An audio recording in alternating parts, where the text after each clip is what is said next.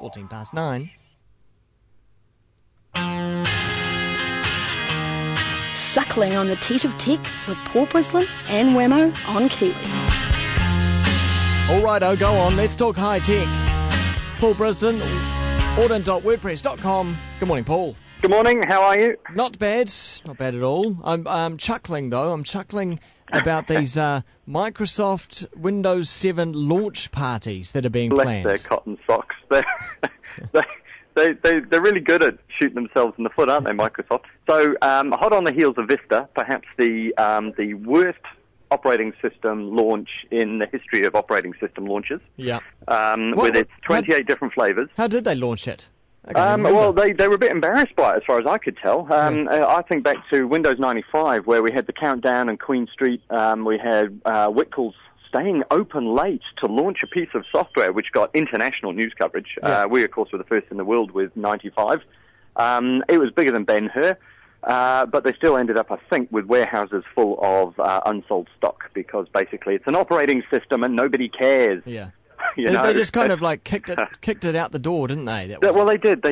So, yeah, 98 wasn't much better. In fact, it was a bit flat. Then we have Windows ME, which stands for the Tapanui Flu, which was the operating system you installed when you didn't want to use your computer. Yeah. And then you had Windows 2000, which Windows XP, I should say, which actually did do the business and merge the whole business and consumer lines. So then they went crazy, and Windows Vista, with multiple different versions, bloatware. I've got it running on my PC. I've got 4 gig of RAM, and it runs okay. Yeah. And you're thinking, with 4 gig of RAM, it should run like a rocket ship. Exactly. Not just okay. So, in a hurry, they have hired many, many thousands of developers, and they're rolling out Windows 7 so fast it makes your head spin. You're still operating it? It's still going? Yep, still running on my netbook here in the Kiwi studio, running strong. And it's doing the business? It's really good. I really like it, actually, yeah. Stable, it's smaller, it does all the things you expect an operating system to do, like stay out of your way so you can use the computer as a computer rather than as a paperweight.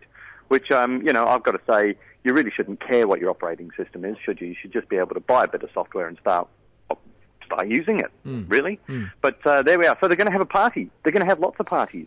And Microsoft has decided the best way to launch Windows 7 is to have a series of coordinated launch parties all across the globe. And to help you organize a party, in case you're one of those people that live in the basement at mum and dad's and eat a lot of pizza and don't get out much, they've got a handy instructional video. Now, this video's up on YouTube. Now, yeah. I'm not sure if this was an internal video that has been leaked, or this is an intentional, get this video out there and get people enthused about having these parties. That's right. Because if it's the latter, I got to say, I've got to go to some of these parties, because by crikey, by golly gosh, they're going to be nifty. So the incredible Windows 7 launch party video is either the best or the worst Microsoft ad this year, and that's saying something when you consider some of the ads they've had this year from Jerry Seinfeld and co, which, started to grow on me, much like a fungus, really. These, though, are spectacular. This is how to host a party, and there's your young urban white wasp male with his mom in the kitchen discussing how best to hold a party. They've got the token black guy. They've got the I don't know how you describe it. How would you describe Mrs. Wasp? Very much middle America. Yeah, They're all very middle America, blonde, really. blue-eyed. Even the token black guy who's in a polo shirt, so that he doesn't look too threatening. But it's complete with kind of cheesy laughs, trying to be casual, but it's so not casual. It's kind of awkward, but a little bit wooden. And you've got to say, Microsoft, either this is great counterculture advertising, or it's a complete fail. I guess the jury's out on that, but I, for one, will be attending the party, and I will bring something in Tupperware, probably with little squares of cheese on sticks. That's exactly and things what of you that need. sort. Yeah. Oh, but they suggest at this party, try and personalise it to some of your guests. Demonstrate shifting Bob's files around. What? So this is how they party at Redmond. I'm sure. sorry. but this is, I'm sure that this is this has got Steve Ballmer written all over it. It does, doesn't it? Control freak. Yeah. It's got, this is how I party at my house. You will party this way as well. Steve, and if you don't know Steve Ballmer, he's the right hand man to Bill Gates, or was the right hand man. Now he's the top dog. CEO these days. Yeah. He likes to throw chairs when anybody says the word Google in his presence. Yeah. Apparently, he destroyed somebody's iPhone at a conference because Microsoft employees, of course, shouldn't be wielding iPhones.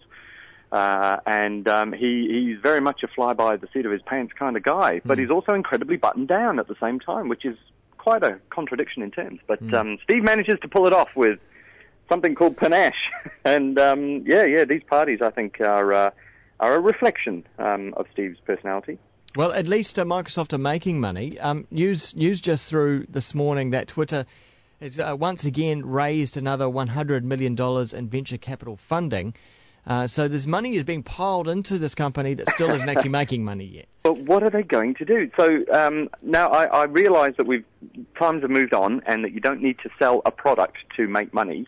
Google's evidence of that. You give the product away and people love you. And Google's just gone back through the $500 per share barrier, which is a sign that the economy is recovering worldwide, apparently. But with Twitter, I don't know where and how you would ever make money off it. It's incredibly useful. It's incredibly vital. But as far as I can tell, the business case is get somebody who sees it as a philanthropic good or as something that would complement their suite of products and get them to buy you. There doesn't seem to be any actual component. It's such a small format. How would you do it? Would you add ads to the website to the posts, or would you? I just don't see a way in. Well, weren't we talking a few weeks ago about a model that was rumoured that corporate tweeters, such as yourself with the Vodafone such as my account, dirty self. That's right. Could pay for a premium type service that gave you some kind of analytics. Yeah, but, and I'd be happy to do that. And I can see a lot of corporates and certainly medium-sized businesses that would. But that's quite a small market. It's certainly not consumer land, is it? It's not 1 cent a tweet or, unless they price that quite reasonably, I'm just going to stop using it. So I love it to bits, use it all the time. I think it's one of the most interesting dynamic trends of our time, this whole ability to get information out there so fast. It makes, I watch the ads on stuff for if we don't break it first, then there will be consequences. Yeah. That's lovely, but I haven't seen anything on stuff that I haven't already read on Twitter a good half an hour earlier. And that's really quite powerful. It's the new way of disseminating news and information. I just don't see a way of commoditizing it. I don't see a way of making cash out of that, short of sell yourself to Google, which is probably quite a viable business case. Have you seen the latest stats that were thrown around? I think by Ben Young and Russell Brown yesterday. Yeah, how many Twitter. tweets per hour? Is it? We're up to 15 million tweets a second or something now. It's just insane worldwide. For users in New Zealand, 28,000 active users, which is quite small compared to Facebook. I saw Russell saying that, and I thought, that's how do you define an active user? There are plenty of people who will be on Twitter and just read.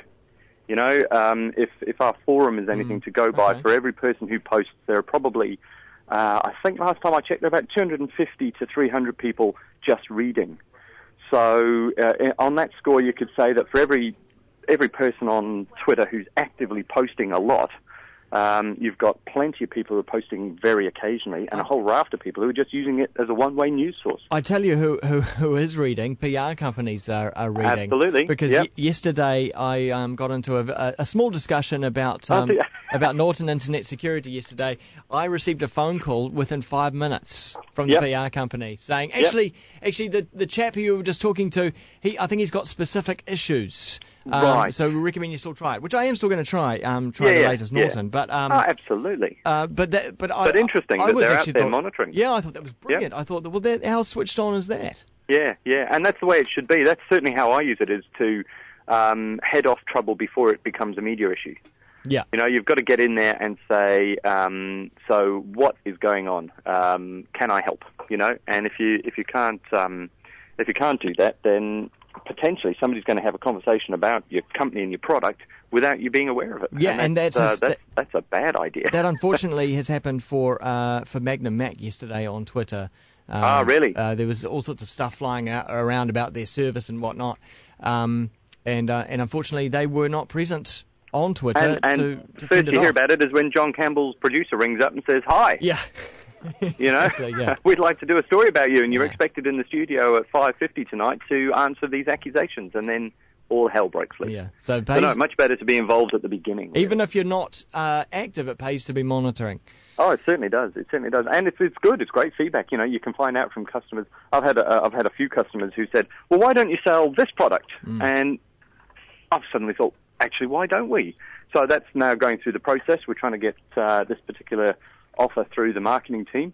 There's no reason why we can't do it, short of making a few technical tweaks. So I think it'll be great. And I'm not telling you what it is until we launch it. So, fair enough. But it's straight off Twitter. This is feedback from a customer straight to the top. And Dell uses it that way as well, very, very powerfully in the US. Hey, thanks, Paul. It's great to see. Thank you for that. We'll wrap it up. Cheers. Audit.wordpress.com